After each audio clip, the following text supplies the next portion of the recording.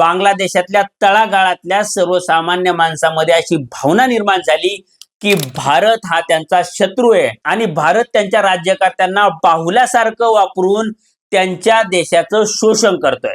आणि हे सगळं वातावरण असताना बांगलादेशामध्ये या निवडणुका आता होऊ घातल्यात. आता या निवडणुका होऊ घातलेल्या असताना या वातावरणाचा म्हणजे भारत विरोधी वातावरणाचा फायदा घेण्याची इच्छा ही बांगलादेशातल्या सगळ्याच राजकीय पक्षांना आहे आणि विशेषतः सत्तेमध्ये असलेल्या युनूस यांना आहे. सोबतच ती जमाते इस्लामीची सुद्धा इच्छा आहे किंवा तसा त्यांचा अजेंडा आहे.